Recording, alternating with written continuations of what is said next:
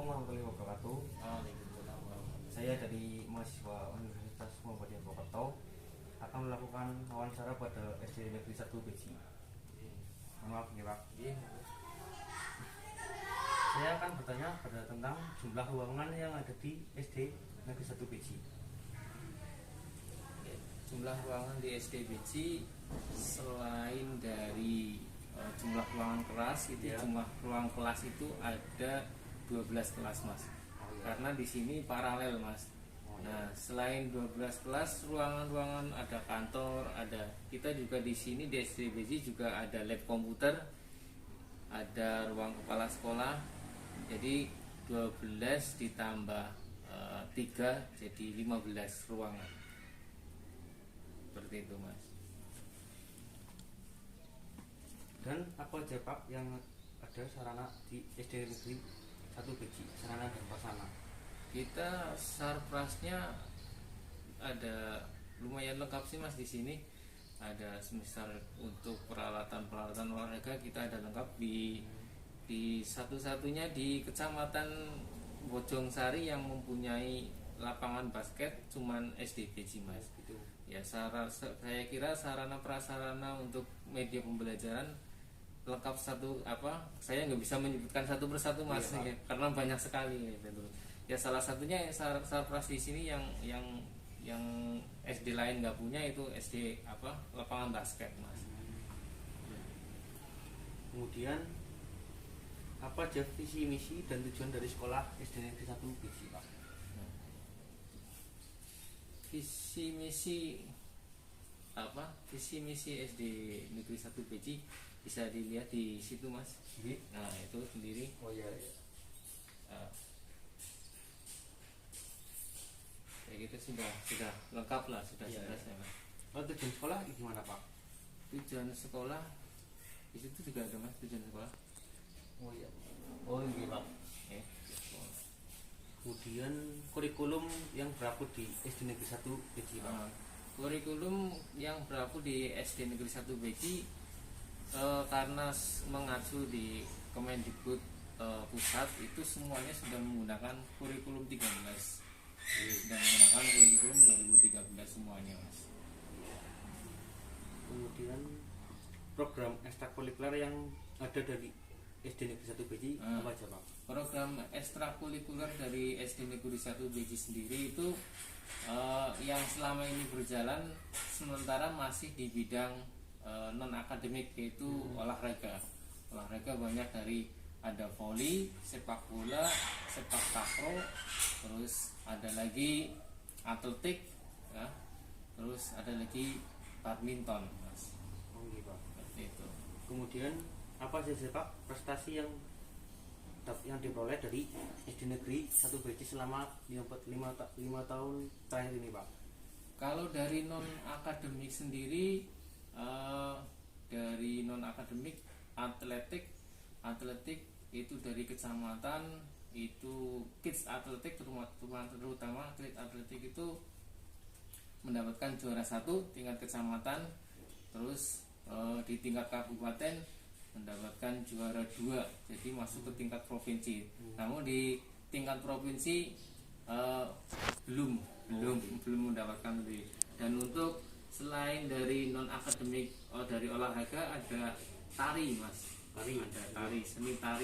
Seni tari kita di kecamatan juara 1 dan terus di kabupaten juara 3. Itu sekitar tahun 2000. Atletiknya 2000 kalau nggak salah 2015 dan tarinya itu sekitar 2017.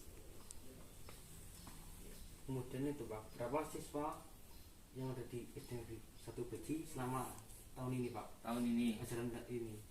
kalau siswa di SD Negeri 1 Beji sendiri itu jumlahnya totalnya dari kelas 1 sampai dengan kelas 6 itu ada 289.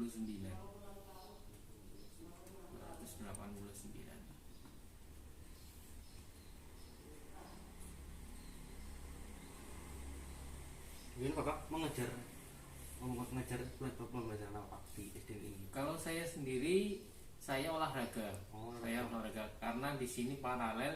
Jadi untuk pembelajaran olahraga pun untuk pengajarnya itu juga dua. Ya, ada dua. Ada guru olahraga di sini dua. Agama pun seperti itu. Agama ada dua. Tapi untuk kelasnya, per kelasnya itu satu-satu. 12 kelas sih, 12 kelas. Berarti Bapak mengajar antara kelas 1 sampai kelas 3 gitu Pak? 1 sampai dengan 6. Oh, berarti Kan ada A, ada B. Iya. Saya mengajar kelas 1 sampai dengan kelas 6 B. Oh, Terus betul. yang satunya kelas 1 sampai dengan kelas 6 A. Seperti itu. gitu Pak. Gitu ya Pak. Terima kasih atas wawancaranya Pak. Iya. Wassalamualaikum warahmatullahi wabarakatuh. Waalaikumsalam warahmatullahi wabarakatuh. Assalamualaikum warahmatullahi wabarakatuh. Waalaikumsalam warahmatullahi wabarakatuh. Saya Mr. Polisi dari Universitas Muhammadiyah Purwokerto akan melakukan wawancara pada Bapak Seno. Ya, silakan. Yang pertama yaitu tentang secara singkat sekolah. Apa ya secara singkat sekolah dari SD Negeri 3 Kuta Bawah? Iya, terima kasih. Selamat datang Anda Miftah Nur Faizi di SD Negeri 3 Kota Bawah ini. Saya akan mencoba menjawab pertanyaan dari Anda untuk memenuhi tugas kuliah Anda mengenai yang pertama tadi tentang sejarah singkat dari SD Negeri 3 Kota Bawah. Dapat kami sampaikan bahwa SD Negeri 3 Kota Bawah itu berdiri pada tahun 1986. Waktu itu orang lebih mengenal dengan nama SD Pisang Bali. Itu dikarenakan memang SD Negeri 3 Kota Bawah itu berada di Dukuh Pisang Bali. Dan untuk SD Negeri 3 Kota Bawah itu sendiri berada di wilayah pegunungan di bagian ujung sebelah barat utara dari Kabupaten Purbalingga dan berbatasan dengan Kabupaten Pemalang. SD Negeri 3 Kota Bawah itu sendiri berada di wilayah Gugus Diponegoro di bawah naungan Korwilcam Dindikbud Kecamatan Karangreja. Pada saat itu sebelum berdiri SD Negeri 3 Kota Bawah memang sudah ada 2 SD yang berdiri di desa Kota Bawah, yaitu SD Negeri 1 Kota Bawah dan SD Negeri 2 Kota Bawah. Mengingat semakin banyaknya saat itu usia anak sekolah, maka perlu diadakan satu sekolah lagi untuk menampung anak-anak yang ada di usia sekolah. Untuk itu maka didirikanlah SD Negeri 3 Kota Bawah. Kemudian nama Gugus Diponegoro itu sendiri diambil dari salah satu nama pahlawan nasional kita yang ada di Indonesia, dengan tujuan supaya kita selalu ingat mengenai perjuangan dan sejarah dari bangsa Indonesia itu sendiri. Seiring berjalannya waktu, SD Negeri 3 Kota Bawah dari tahun 1986 sampai sekarang sudah beberapa kali mengalami perubahan, diantaranya rehab bangunan, renovasi, kemudian dari tata tempat, kemudian lingkungan dan sebagainya, sehingga dulu SD Negeri 3 Kota Bawah yang hanya satu lokasi sekarang sudah ada 2 lokasi yang dibelah dengan jalan desa. Yang satu berada di sebelah barat jalan desa, kemudian yang satu berada di sebelah timur jalan desa. Yang sebelah timur itu adalah pengembangan dari SD Negeri 3 Kota Bawah, sehingga sekarang alhamdulillah bangunan di SD Negeri 3 Kota Bawah itu sudah bertambah seiring dengan adanya pertambahan jumlah penduduk dan jumlah anak usia sekolah. Dan sampai saat ini jumlah siswa sudah cukup lumayan, hampir mencapai 300 siswa. Itu mengenai sejarah singkat dari SD Negeri 3 Kota Bawah itu sendiri. Kemudian saya akan menanyakan tentang kondisi sekolah, yaitu tentang berapa ruangan yang ada di sekolah SD Negeri 3 Kota Bawah. Iya, seperti yang tadi saya sampaikan, setelah mengalami beberapa kali renovasi dan mendapatkan tambahan ruang kelas, untuk jumlah ruangan yang ada di SD Negeri 3 Kota Bawah dapat kami rinci. Di antaranya ada 10 ruang kelas, kemudian 1 ruang perpustakaan, 1 musola, kemudian 1 ruang UKS, 1 ruang dapur, 1 ruang tamu, dan ada 10 toilet. Yaitu jumlah ruangan yang ada di SD Negeri 3 Kota. Kemudian saya akan bertanya tentang visi, misi, dan tujuan dari SD Negeri 3 Kota ini. Iya, untuk visi, misi, dan tujuan sekolah, sekolah memang selalu mengadakan rapat untuk merumuskan apakah visi, misi itu perlu dirubah atau masih relevan dengan kondisi zaman yang ada. Nah, visi, misi, serta tujuan itu dituangkan dalam profil sekolah, kemudian disosialisasikan kepada warga sekolah, siswa, guru, kemudian tidak lupa juga kepada seluruh wali murid agar seluruh warga sekolah mengetahui tentang visi misi tersebut. Lebih jelasnya, kalau Anda mau melihat visi dan misi serta tujuan sekolah, nanti sudah kami pasang di setiap ruang sekolah. Silakan Anda bisa membacanya sendiri-sendiri. Kemudian saya akan bertanya tentang bagaimana fasilitas KPM dan media di SD Negeri 3 Kota ini. Iya, untuk fasilitas KPM di sini sudah kami sebutkan bahwa ada 10 ruangan yang sudah memenuhi syarat untuk pelaksanaan KPM.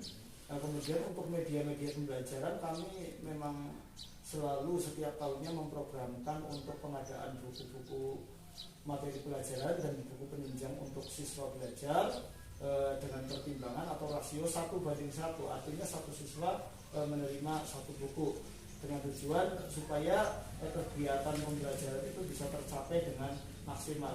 Adapun media-media yang lainnya, kami juga dalam mengadakan kegiatan pembelajaran selalu menggunakan alat peraga, kemudian media pembelajaran yang memenuhi syarat seperti adanya LCD proyektor, kemudian alat-alat peraga yang kami dapatkan dari sumber dana beli dari dana BOS ataupun bantuan dari pemerintah. Karena beberapa waktu yang lalu kami memang mendapatkan bantuan alat peraga dari pemerintah yang dapat kami gunakan untuk kegiatan pembelajaran bagi siswa yang ada di SD Negeri 3 Kota itu. Baik Pak, ini kita saja yang bisa saya tanyakan kepada Bapak. Terima kasih atas waktunya. Mohon maaf bila saya mengganggu waktunya Bapak. Assalamualaikum warahmatullahi wabarakatuh. Ya, sama-sama, semoga informasi yang saya berikan tadi bisa bermanfaat. Apabila ada sedikit kekeliruan, kami juga mohon maaf. Semoga sukses menyertai panjenengan. Waalaikumsalam warahmatullahi wabarakatuh.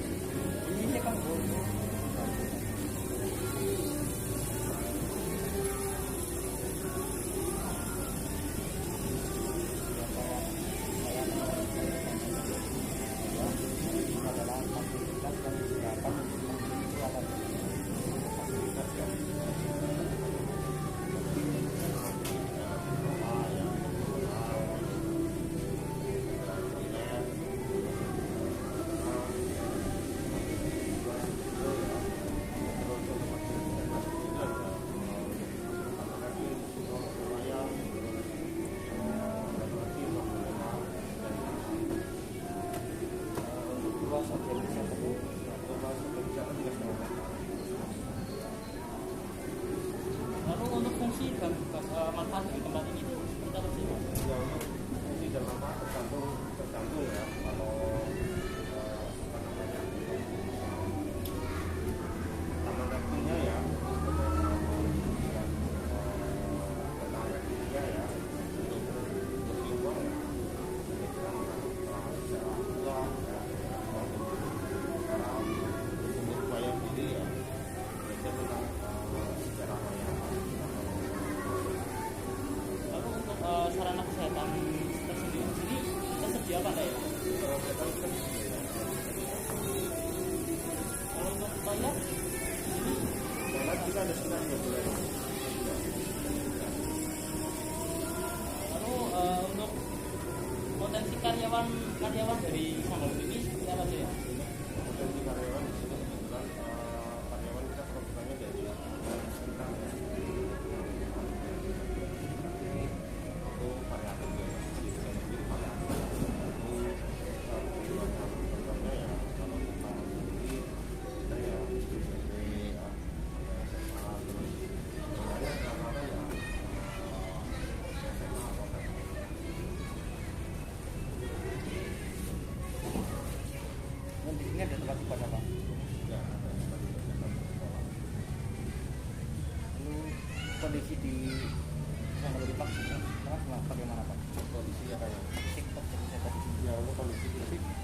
kita ya sisi-sisi bangunan-bangunan yang lama ya ada beberapa yang mengalami kerusakan ya, bahkan sudah beberapa kali diperbaiki ya.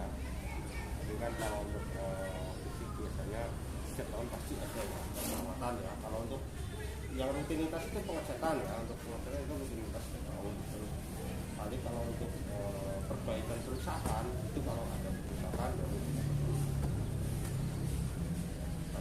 penambahan ya, yang untuk maintenance kondisinya baik semua. Baik Pak, terima kasih Pak. Untuk sejarahnya sendiri gimana Pak? Sanggalundi. Untuk sejarah Sanggalundi ya, kan Sanggalundi itu berdiri 2007 ya. 2007 dulu namanya Taman Ratin dan Sepak Ratin and Sepak Indonesia ya. Kemudian 2010 atau 2011 itu berubah menjadi Sanggalundi Pak, Sanggalundi Ilmu, karena di sini menjadi basis wisata yang wisata edukasi ya, karena dulu kan waktu itu Ratin Sepak hanya ada Taman Ratin dan museum serangga. Kemudian 2011 itu ada apa namanya museum uang, museum wayang, artefak sama filateli dan taman ruang. Jadi namanya diganti menjadi Sanggalundi tempatnya sampai sekarang. Mungkin hanya itu ya Pak, terima kasih banyak atas waktunya Pak.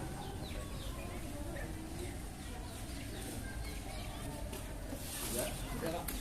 Terima kasih banyak Pak. Atas oke.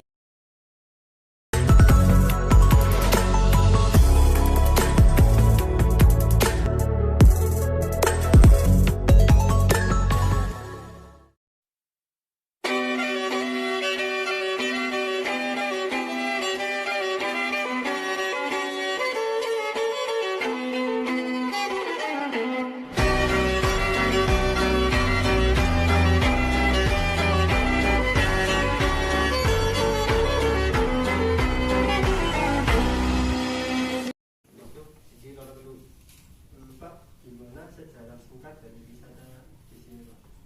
Sejarah singkat wisata apa sejarah singkat museum? Museum. Untuk sejarah singkat museum itu diresmikan tanggal 31 Desember 1980. Iya. Berapa sumber daya informasi yang dimiliki, jumlah koleksi, subjek yang ada, kemudian jenis dan bentuk koleksi yang ada di museum ini. Untuk koleksi yang ada di Museum Wayang itu terdiri yang utama itu museum. Yang pertama itu wayang kulit dan wayang lainnya.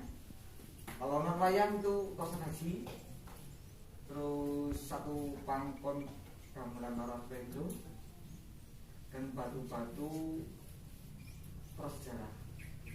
Perkirakan dari masa Neolitikum. Selanjutnya bagaimana tentang potensi pengunjung? Untuk potensi pengunjung ke Museum Wayang kita menitik beratkan ke peserta didik, baik itu TK, SD, SMA dan perguruan tinggi, dan serta untuk kalangan-kalangan umum seperti halnya dengan para pecinta wayang, tokoh-tokoh dalang, dan yang lainnya. Selanjutnya potensi karyawan ini gimana? Untuk potensi karyawan di sini kita ada 7. Kita ada 7 dibagi dengan tugasnya masing-masing, dengan tupoksinya masing-masing. Ya kayak kebersihan, perawatan dan pemeliharaan koleksi, kebersihan lingkungan taman, sari, museum wayang. Kemudian mengenai potensi pengelolaannya di sini bagaimana nih Pak? Pengelolaannya kan di bawah Menpora Gubang dan UPT Pulau Mas. Jadi kita tetap bertanggung jawab bahwa untuk pengelolaannya itu. Ya perpanjangannya ya ada di sini yang bertanggung jawab untuk harian ada. Untuk meninjau, memantau dan kinerja teman-teman yang lain di sini. Kemudian untuk jumlah koleksi atau warnanya yang ada di sini? Untuk jumlah koleksi semuanya baik wayang ataupun non wayang itu 1030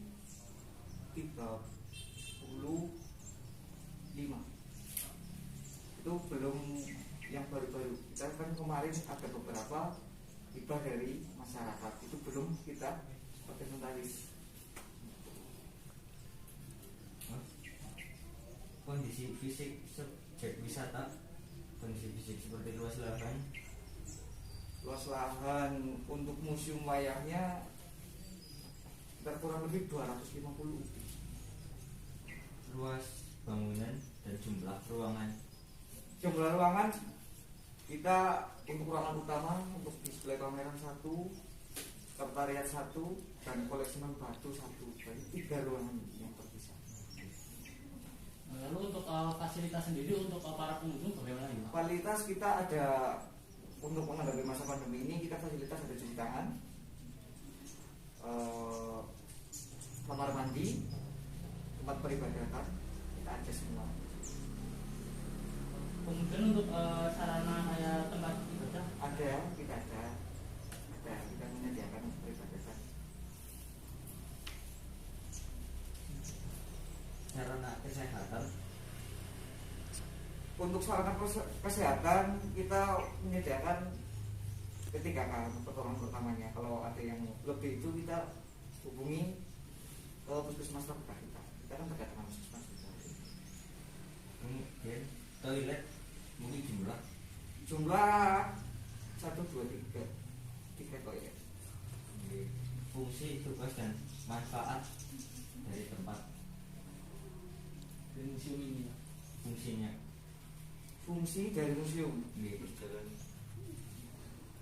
Fungsi dari museum. Ya, fungsinya kita sebagai sarana untuk edukasi, pengenalan tokoh wayang pada masyarakat, melestarikan kebudayaan juga, biar anak cucu kita tetap mengerti bahwa di Banyumas ini ada museum wayang yang notabene khusus melestarikan wayang Gagrag Banyumasan. Ya. Oke.